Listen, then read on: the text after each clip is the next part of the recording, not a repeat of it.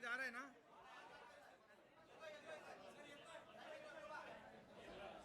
अरे गिरीश महाजन होते ना, गिरीश महाजन.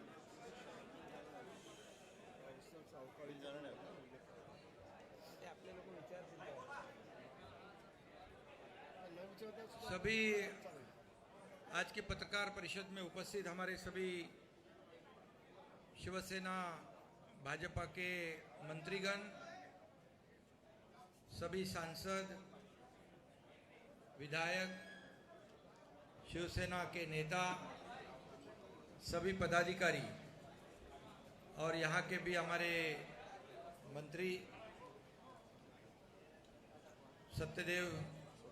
स्वतंत्र देव सिंह जी, उनके सभी सहयोगी और सभी पार्टी के शिवसेना भाजपा के सभी वरिष्ठ नेता पदाधिकारी और बड़ी संख्या में उपस्थित पत्रकार मित्रों, मैं आपका स्वागत करता हूं और आपको धन्यवाद भी देना चाहता हूं क्योंकि आप 2 दिन से यहाँ पर लगातार ये अयोध्या में लखनऊ से लेके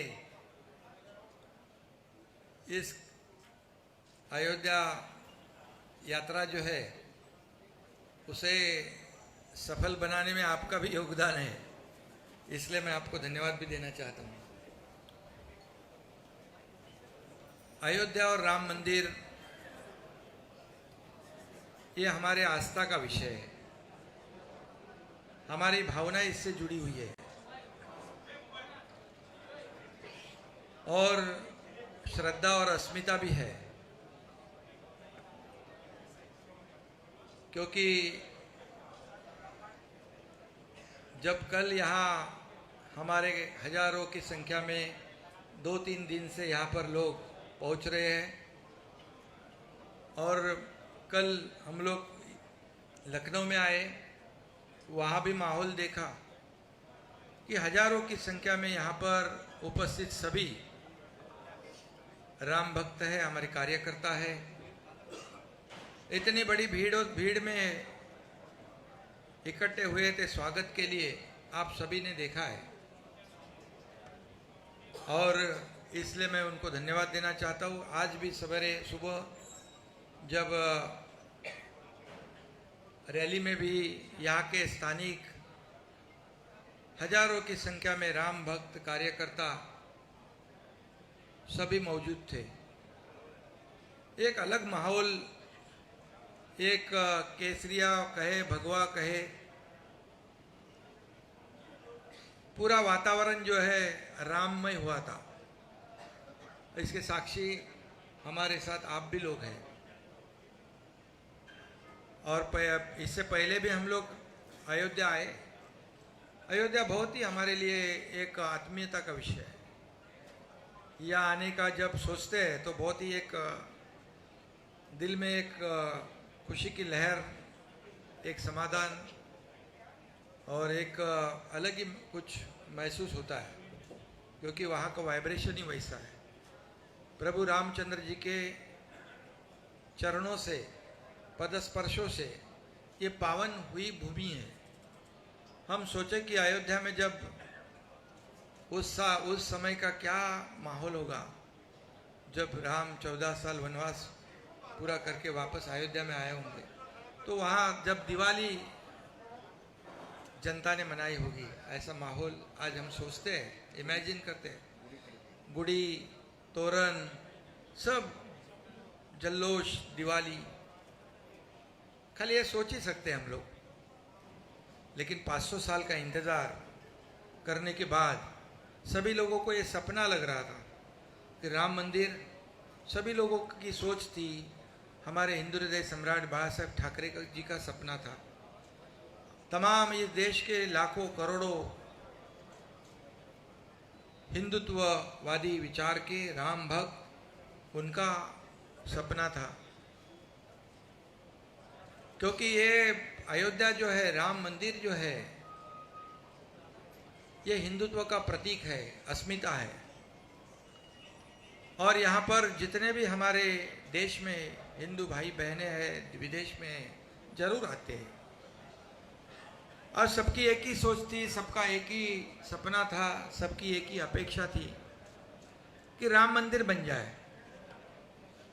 और हम देख रहे हैं, अभी हम दर्शन लेने के बाद वहाँ पर हमारे ट्रस्टियों ने हमें कुछ पुरानी जो मंदिर की अवशेष है वो भी दिखाई, और मंदिर निर्माण का काम भी हम देखने गए। पिछले बार भी आए थे, थोड़ा प्लेटफॉर्म जैसा काम था, आज देखा तो खंबे खड़े हो गए, ऊपर का छत भी खड़ा हो रहा है। इतनी तेजी से काम होगा ये कोई भी नहीं सोच सकता था। और आज देखा कि राम मंदिर पूरा होने जा रहा है। ये सबको स्वप्नवत लग रहा था, सपना लग रहा था, लेकिन तमाम राम भक्तों की आशा, अपेक्षा, मंशा, सपना इस देश के आदरणीय यशस्वी प्रधानमंत्री नरेंद्र मोदी जी के नेतृत्व में ये काम शुरू हुआ और आगे बढ़ रहा है। और मेरे ख्याल से 2024 जनवरी में मूर्ति स्थापना भी होगी, उसके बाद भी आगे काम चलता रहेगा। वहाँ हम गर्भगृह में भी गए, एक अलग एक कंपन वहाँ पर, एक वाइब्रेशन वहाँ अनुभव करने को मिला। और देखते देखते राम मंदिर का निर्माण आगे बढ़ रहा है। ये हमारे लिए और ज़्यादा खुशी की बात है। इस वक्त का दौरा जो है, इस वक्त ये राम मंदिर का निर्माण हो रहा है, इसमें मोदी जी के नेतृत्व में काम हो रहा है। हमारे यहाँ के लोकप्रिय मुख्यमंत्री योगी आदित्यनाथ जी इसमें पूरा सहयोग कर रहे हैं, और उनकी निगरानी में, देखभाल में इसका निर्माण का काम शुरू है, मंदिर निर्माण का। और इसलिए इस दौरान जो यात्रा है उसमें अलगपन महसूस होता है। राम मंदिर का निर्माण भी जोर से हो रहा है। हमें प्रभु रामचंद्र जी के आशीर्वाद से धनुष्यबाण भी मिला है, पार्टी का नाम भी मिला है। और मुख्यमंत्री बनने के बाद पहली बार मैं पहले वक्त यहाँ पर प्रभु रामचंद्र जी का, रामलला का आशीर्वाद लेने पहुँचा। हमारे सभी सहयोगी, साथी, नेता, मंत्रीगण, विधायक, कार्यकर्ता, ये बहुत ही आज का दिन मेरे जीवन में सबसे बड़ा सौभाग्य का दिन है। आज का दर्शन, आज की जो यात्रा है, ये मैं कभी जिंदगी में भूल नहीं पाऊंगा। इससे पहले भी मैं आता था, नियोजन करने आता था, लेकिन आज हमारे कार्यकर्ताओं ने इस यात्रा का नियोजन किया है। और यात्रा का नियोजन आप देख रहे हो, इतनी शानदार किया है, इतना शानदार किया है कि पूरी तरह एक माहौल जो है इतना बन गया है। पूरी तरह यहाँ पर एक मंगलमय, पवित्र वातावरण तैयार हुआ है। और इसलिए मैं सभी कार्यकर्ताओं का भी धन्यवाद दूंगा, और सभी लोगों को धन्यवाद मैं दूंगा। यहाँ पर हमारे साथ आज सब लोग आके दर्शन ले लिया, सबने, पूरा हमारा सरकार यहाँ पर आया था, और मंत्री तो आए, सभी लोग आए। मेरे सहयोगी उप मुख्यमंत्री देवेंद्र जी भी आए, दर्शन लेके उनको दिल्ली जाना था। और हमारी यात्रा पूरी तरह अभी शाम को सरयू नदी पर आरती भी है, और संत महंतों का आशीर्वाद का भी कार्यक्रम है। और इसलिए कई लोगों को इससे थोड़ी एलर्जी भी है और दर्द भी हुआ है, ठीक है। लेकिन मैं एक ही बात कहूँगा, ये राम मंदिर और अयोध्या हमारे शिवसेना और भारतीय जनता पार्टी के लिए कोई राजनीतिक मुद्दा नहीं है। यह हमारे आस्था और श्रद्धा का विषय, भावना का विषय है। और आज देख रहे हैं हम लोग इतने जोर में यहाँ विकास के काम हो रहे हैं। योगी जी को भी मैं धन्यवाद दूंगा, उनके मंत्री जी को धन्यवाद दूंगा, हमारे उप मुख्यमंत्री देवेंद्र जी को भी धन्यवाद दूंगा। उन्होंने भी समय निकालकर यहाँ दिल्ली में बैठक होने के बावजूद वो यहाँ पर पहुँचे और यहाँ का विकास हम देख रहे हैं। तो तेजी से यहाँ पर अयोध्या का विकास होगा, राम मंदिर बनेगा, लाखों करोड़ों लोगों को यहाँ इसका अपनी रोजी रोटी में भी फायदा होगा। लेकिन मैं जानता हूँ, समझता हूँ कि ये यात्रा जो है हमारी अयोध्या यात्रा, यहाँ जो पहुँचे हैं और टीवी पे जो देख रहे हैं, ये लाखों लोगों को तो बहुत ही एक आनंद देने वाली यात्रा है। लेकिन कुछ लोग तो ऐसे होते हैं कि उनको कुछ तकलीफ भी होती है, क्योंकि कई लोग जानबूझकर, कई लोगों को हिंदुत्व की एलर्जी रही है, अभी भी हो रही है, क्योंकि आज़ादी के बाद भी कई लोग जानबूझकर हिंदुत्व का अपमान कर रहे थे, गलत फहमी फैला रहे थे, हिंदू धर्म ऐसा है वैसा है। लेकिन मैं आपको बताऊंगा, हिंदुत्व, हिंदू धर्म एक जीवन प्रणाली है। एक हिंदू धर्म में सहिष्णुवाद है, सभी लोगों को साथ लेकर चलने वाला हमारा हिंदुत्व है। बाबा साहेब ठाकरे जी ने भी कहा है क्या हिंदुत्व है, उनके विचार क्या है वो बताए उन्होंने। और हमारा हिंदुत्व जो है अन्य धर्म का अनादर करने वाला नहीं है और सभी को साथ लेकर आगे बढ़ने वाला। लेकिन कई लोगों को लगता है कि हिंदुत्व हर के घर घर में, मन मन में जाएगा, पहुंच जाएगा तो हमारी राजनीतिक दुकान बंद हो जाएगी, हमारा कारोबार ठप हो जाएगा।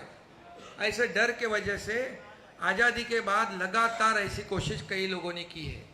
लेकिन मैं आपको बताऊंगा कि 2014 में जो हिंदुत्व विचार वाली सरकार आदरणीय मोदी जी के नेतृत्व में इस देश में स्थापित हुई, तब फिर हिंदुत्व का जागरण हुआ, मान सम्मान हुआ, अभिमान बढ़ गया।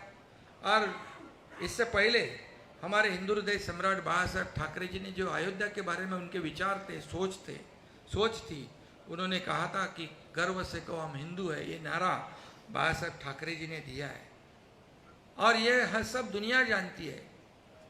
और ये जानबूझकर ये हमारे विचारों को, विचारधारा को, हमारी शिवसेना और भारतीय जनता पार्टी की विचारधारा एक है और जानबूझकर ऐसे मतभेद, गुमराह करने वाली बातें लोगों फैलाते हैं। लेकिन लोग अभी समझदार हैं और इसमें इसीलिए तो हमने जो 2019 में कई लोग कहते हैं, हमें क्या क्या बोलते हैं, आरोप लगाते हैं, लेकिन एक ही बात मैं कहूँगा कि जो 2019 में लोगों के दिमाग में, दिल में जो बात थी, जो हम लोगों का मैंडेट था, जनता का मैंडेट था, लोगों की अपेक्षा थी कि महाराष्ट्र में शिवसेना भारतीय जनता पार्टी की सरकार बने। क्योंकि साथ में चुनाव लड़े थे हम, लेकिन चुनाव लड़ने के बाद अपेक्षा लोगों की ये थी कि सरकार बनेगी भारतीय जनता पार्टी शिवसेना के साथ। लेकिन कुछ स्वार्थ और कुर्सी की लालच में यहाँ पर गलत कदम उठाया गया। लेकिन हम लोगों ने 8-9 महीने पहले उसको सुधार दिया। जो लोगों की अपेक्षा थी वो हमने वैसी सरकार स्थापित की। और इसीलिए तो आप जानते हो कि जहाँ जहाँ हम लोग जाते हैं, लोगों का इतना बड़ा प्रतिसाद होता है, लोगों के चेहरे से दिख जाता है क्या है, उनके मन की बात जो थी, उनके दिल में जो था, वैसी सरकार हमने स्थापित की है। और हम खुलेआम यहाँ पर आज हमारी दोनों की विचारधारा को लेकर यहाँ पर अयोध्या में दर्शन के लिए आए हैं। और जो जानबूझ के जो कर रहे हैं उनको तो पहले तो कई लोग कहते थे कि पहले मंदिर फिर सरकार। आप सबको मालूम है,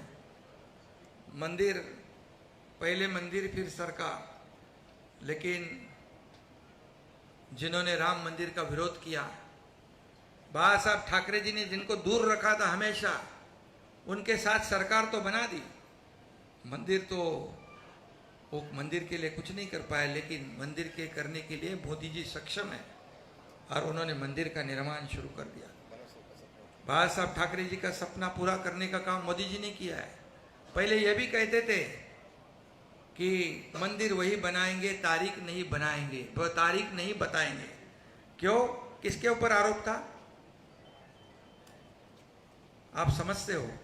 लेकिन मोदी जी ने मंदिर भी बना दिया और तारीख भी बता दिया, तो झूठा कौन साबित हुआ? और इसलिए मैं इतना ही कहूँगा कि हम यहाँ से प्रेरणा और ऊर्जा लेकर, जैसे प्रभु रामचंद्र जी ने, देखो उस वक्त का आपको भी पता है, पिताजी को दिया हुआ न दिया हुआ वचन, मतलब किसी ने कहा वनवास आपको भोगना है, तो बिना कुछ कहे सुने क्यों क्या नहीं गए 14 साल वनवास। और दूसरी तरफ क्या हुआ आपको मालूम है, मुझे बताने की जरूरत नहीं है। जो लोगों को जबान दी थी, जो बाला साहब ठाकरे जी का जो अपने पिताजी की जो उनके जो मंशा थी, अपेक्षा थी, सपना था, हाँ, उसके खिलाफ जाकर सत्ता की लालच में क्या किया आप जानते हो। इसलिए मैं ज़्यादा कुछ कहूँगा नहीं, और आरोप लगाते जाओ, उसका जवाब हम काम से देंगे। काम शुरू हो चुका है, आप जानते हो। आपको खास करके मैं या उत्तर भारत के आप सभी पत्रकार भाइयों को कहता हूँ मैं कि पिछले 8-9 महीने में ऐसे निर्णय हम लोगों ने लिए हैं कि पिछले कई सालों में ऐसे निर्णय नहीं हुए थे। क्योंकि हमारी सरकार जनता की सरकार है, हमारी सरकार आम लोगों की है, हमारी सरकार किसानों की है, हमारी सरकार कामगारों की है, हमारी सरकार विद्यार्थी है, महिला है, सभी लोगों की सरकार है, गरीब जनता की सरकार है, रोज कमाता है रोज खाता है, उनकी सरकार है, सभी लोगों की सरकार है। और इसलिए हमारी सरकार जो काम कर रही है, आज मैं बताऊंगा कि कुछ लोग कहते थे कि यहाँ पर किसानों को नुकसान हो रहा है, बेमौसम बारिश हो रही है, नुकसान हो रहा है, और ये अयोध्या में चले गए। लेकिन आपको मैं बताऊंगा, मुझे सुबह 7 बजे से मेरे चीफ सेक्रेटरी से लेके विभाग के सभी सेक्रेटरी, सभी कलेक्टर, जहाँ जहाँ नुकसान हुआ है उनसे लगातार संपर्क बनाए रखा। मैं कलेक्टर को खुद बोला है, स्पॉट विजिट करो, जाओ वहाँ पर, किसानों को जहाँ जहाँ नुकसान हुआ है वहाँ तुरंत जाओ और पंचनामे करो, कितना किसका नुकसान हुआ है। यह है मेरा काम। मैं ऑफिस में बैठ के या घर में बैठ के आदेश देने वाला मुख्यमंत्री नहीं, मैं फील्ड पर उतर के काम करने वाला मुख्यमंत्री है। आपके पत्रकार मुझे कल पूछ रहे थे, जब मैं ट्रेन में लोगों को विदा करने के लिए आया था, बोले एक मुख्यमंत्री ये अयोध्या में जाने वाले ट्रेन के कार्यकर्ताओं को विदा करने आया है। मैं ये ऐसा मुख्यमंत्री है कि जमीन से जुड़ा हुआ है, कार्यकर्ताओं की भावनाओं से जुड़ा हुआ है। मैं खाली आदेश देके एयर कंडीशन में बैठने वाला मुख्यमंत्री, घर में बैठने वाला नहीं। और इसलिए आपको मैं बताऊंगा कि आपने जो यहाँ पर कार सेवा में भी, ये हमारा पुराना रिश्ता है अयोध्या से। मुझे याद है कि हमारे धर्मवीर आनंद दिगे जी, हमारे गुरु, उन्होंने भी उस कार सेवा में चांदी की ईंट भेंट की थी। ये भी मुझे मालूम है, हम साथ में थे। और बाला साहब जी का, ठाकरे जी का तो रिश्ता, हमारे सभी लोगों का जो अयोध्या से जो एक रिश्ता है, एक नाता जो है, वो राजनीतिक नहीं है, भावनिक आस्था का विषय, हमारी श्रद्धा का विषय और अस्मिता का विषय। इतना ही मैं आज कहूँगा। और आप सब लोगों को मैं धन्यवाद देना चाहता हूँ कि आप लोगों ने इतनी बड़ी, देखो थोड़ी सी धक्का मुक्की हो गई, आप लोगों की इधर कभी मैं छोटा इंटरव्यू दे नहीं पाया, भागते भागते सब, पब्लिक भी बहुत इतनी थी, आप भी जानते हो। तो अभी यहाँ पर प्रोटोकॉल भी नहीं रहा, वो सब पुलिस भी टेंशन में, सब लोग टेंशन में। मंत्री महोदय बोले ये गाड़ी में बैठो, मैं बोला अरे भाई मैं कार्यकर्ता से जुड़ा हुआ आदमी हूँ। तो थोड़ा बहुत सभी लोगों को इनकन्वीनियंस हुआ होगा, किसी को थोड़ी बहुत तकलीफ हुई तो क्षमा चाहता हूँ, और सभी लोगों को मैं धन्यवाद देना चाहता हूँ। आणि मराठी हाँ नहीं नहीं मराठी का बोलतो जरा हा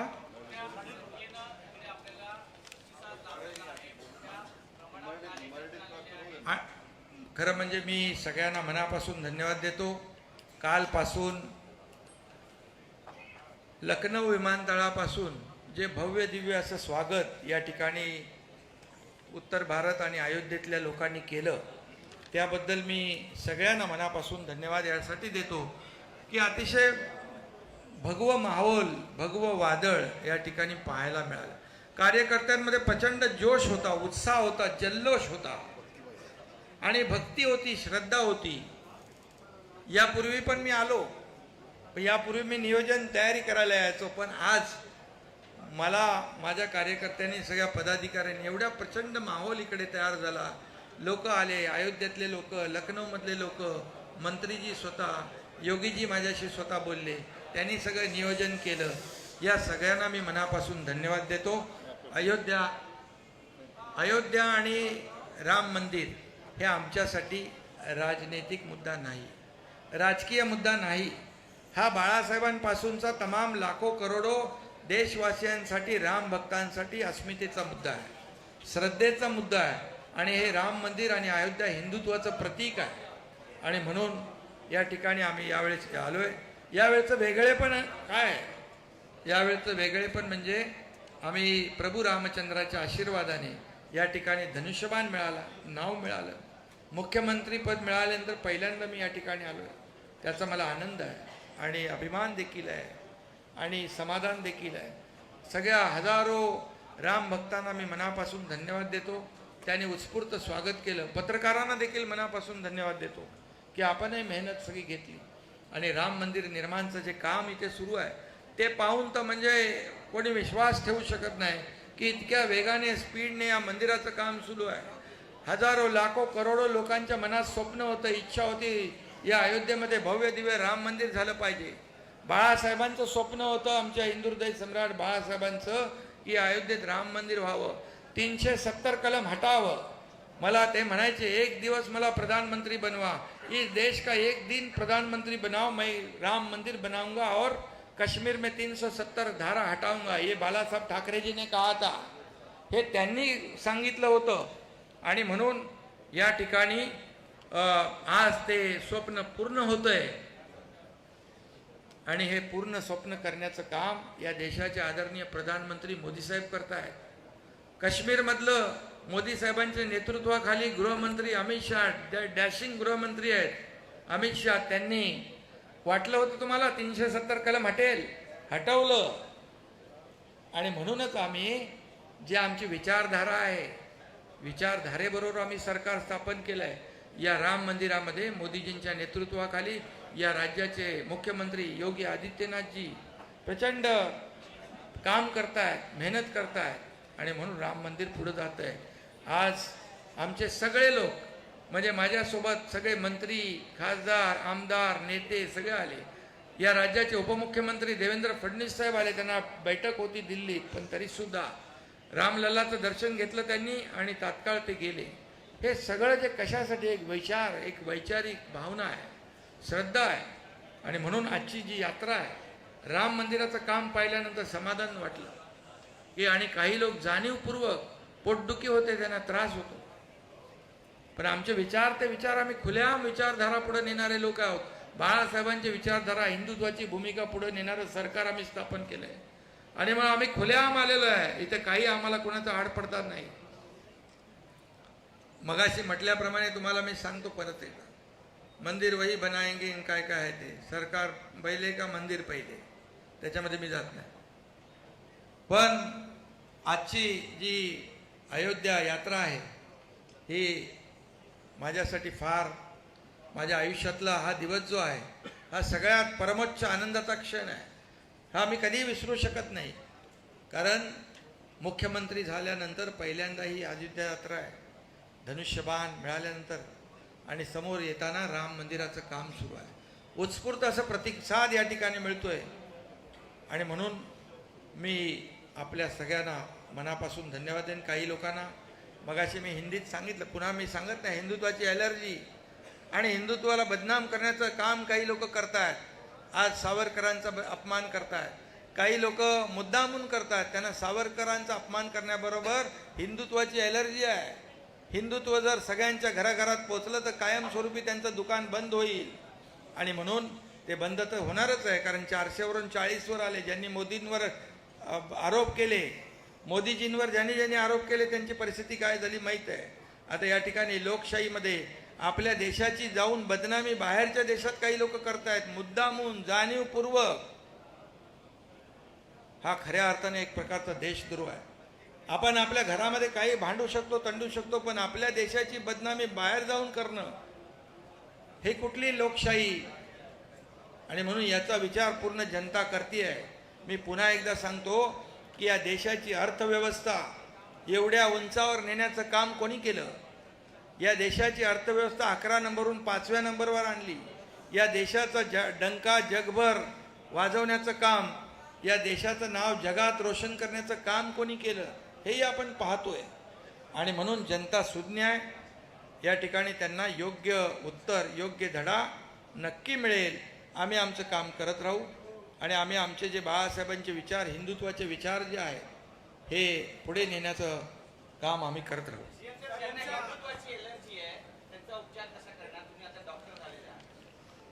मी डॉक्टर, ते डिग्रीचं सोडा, मी अगोदरच डॉक्टर होतो म्हणून तर मोठं ऑपरेशन केलं मी. आणि यांना काय ऑपरेशनची गरज नाही लागत, त्यांना छोट्या मोठ्या गोळ्या दिल्या तर बस.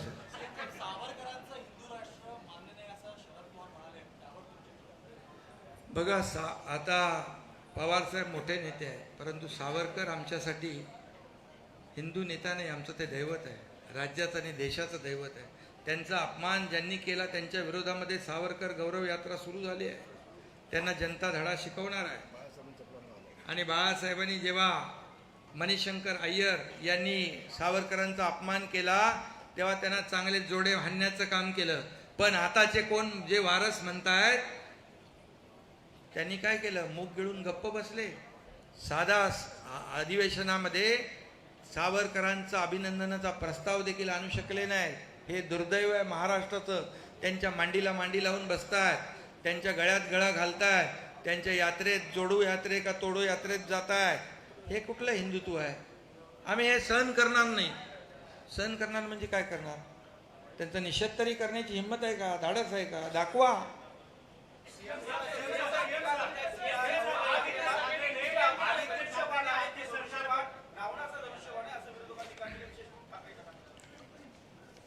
कसलं रावण राज्य? अरे जर हा रामाचा अपमान आहे म्हणजे प्रभू धनुष्यबाण कुणाचं आहे? प्रभू रामचंद्राचं. बरोबर आहे, प्रभू रामचंद्र जी का धनुष्यबाण है ना, तो ये उनका अपमान है. आणि म्हणून रावण राज्य जे म्हणतायत त्यांना मी सांगू इच्छितो, जेव्हा पालघरमध्ये साधू हत्याकांड झालं, मॉब लिंचिंग, त्यावेळेस कुणाचं सरकार होतं? एक नेव्हल ऑफिसरला मारलं तेव्हा कुणाचं सरकार होतं? त्याचबरोबर राम भक्त हनुमान 40 वाचायला तो रवी राणा आणि नवनीत राणा वाचायला गेला, त्याला 14 दिवस देशद्रोहाचं कलम लावून जेलमध्ये टाकलं, तेव्हा कोणाचं सरकार होतं? ज्या दाऊद इब्राहिमने बॉम्बस्फोट केले आणि त्याच्याशी ज्याचा संबंध स्थापित झाला त्याचा तुम्ही राजीनामा नाही मागू शकले. तो कुठला याकूब मेमन बॉम्बस्फोट केले मुंबईत, त्याच्या कबरीचं उदात्तीकरण कोणी केलं? तेव्हा कुणाचं सरकार होतं? तुमच्याच पत्रकार लोकांना जेलमध्ये मारलं, टाकलं, ते माहिती आहे ना, लक्षात आहे ना तुमच्या? फक्त विरोधात बोलले म्हणून धरून आणलं, जेलमध्ये ठुसलं आणि काय काय केलं? औरंगजेबाच्या कबरीवर फुलं वाहिली. काय? कुणाचं रामराज्य, रावण राज्य कुणाचं? आमचं का त्यांचं? आता परवाच्या दिवशी पालघरमध्ये 2 साधूचे हत्याकांड आपल्या लोकांनी वाचवले. जर आपलं सरकार नसतं ते साधू देखील जीव गमावला असता त्यांनी. बाकी तर तुम्हाला सगळं माहित आहे, कुठे कुठे अतिक्रमण होतं, प्रतापगडापासून सगळं. त्यामुळे रावणाचं राज्य जे होतं त्या पापाचा घडा भरला आणि म्हणून लोकांनी, जनतेने ते हटवलं.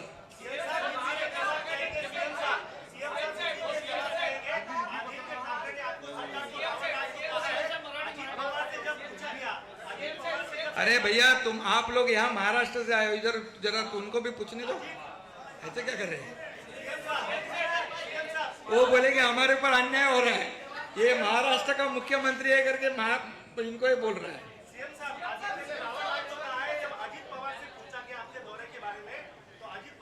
अरे भैया उसका उसका उसका जन्म जब नहीं हुआ था तब से मैं काम कर रहा हूँ, उसके बारे में क्या बोलूँ मैं? और अजीत पवार जी को क्या बोलूँ? या अगर फालतूगिरी लगती है उसको? अरे अजीत पवार विरोधी पक्ष के नेता है और उप मुख्यमंत्री रह चुके अजीत पवार, उनको मेरा इतना ही कहना है, अयोध्या यात्रा जो है, ये अयोध्या जो है, राम मंदिर जो है, लाखों करोड़ों हिंदुओं और राम भक्तों की अस्मिता है, ये श्रद्धा है। उसको अगर आप फालतूगिरी कहते हो तो ये राम भक्त आपको बराबर जगह दिखाएंगे।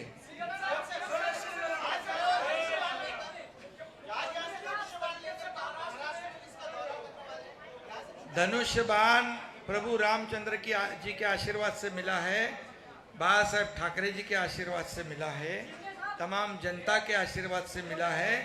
हम महाराष्ट्र में समर्पित भाव से हमारे आखिरी सांस तक ये हम महाराष्ट्र की जनता की सेवा करेंगे। हाँ? एक एक जन पूछो।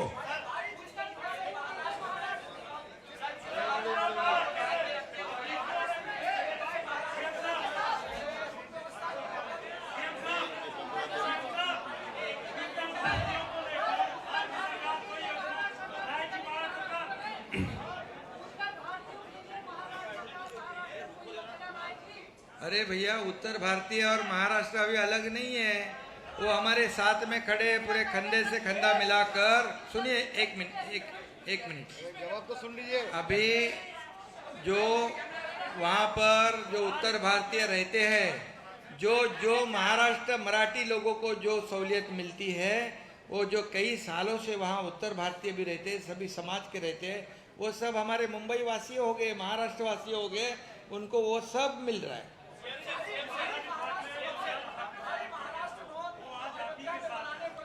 महाराष्ट्र भवन के लिए जगह देने की बात हमने विनंती की है इस राज्य के मुख्यमंत्री योगी आदित्यनाथ जी को, और उन्होंने सकारात्मक भूमिका ली हुई है और यहाँ जरूर महाराष्ट्र भवन बड़ा बन जाएगा।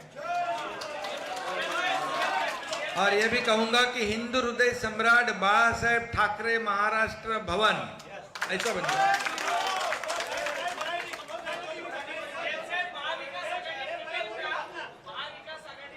हिंदी हो गया।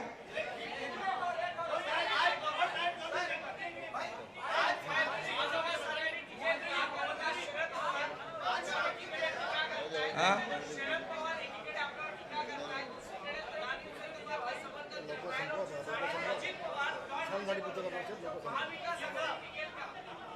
महाविकास आघाडी, आता तुम्ही त्यांना विचारलं पाहिजे।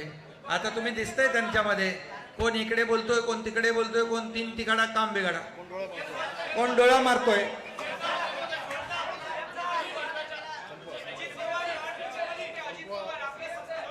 त्यांना ॲलर्जी झाली होती, ऍसिडिटी। हाँ हिंदी हाँ बस।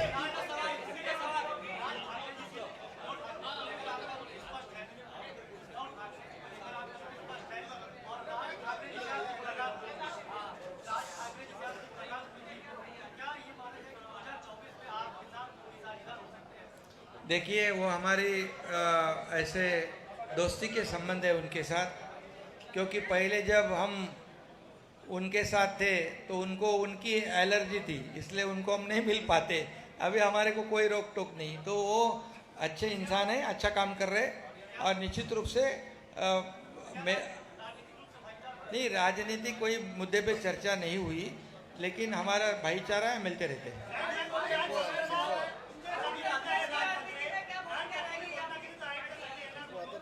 हाँ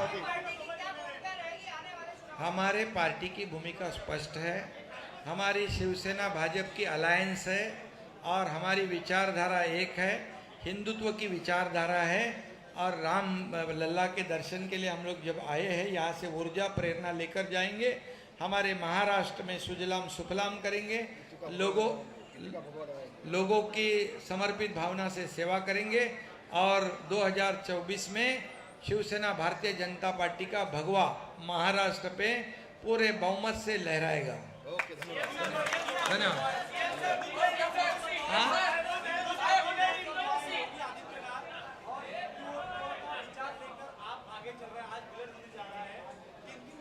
नहीं, आज देखिए हमारे उन्होंने स्नेह भोजन पे बुलाया है।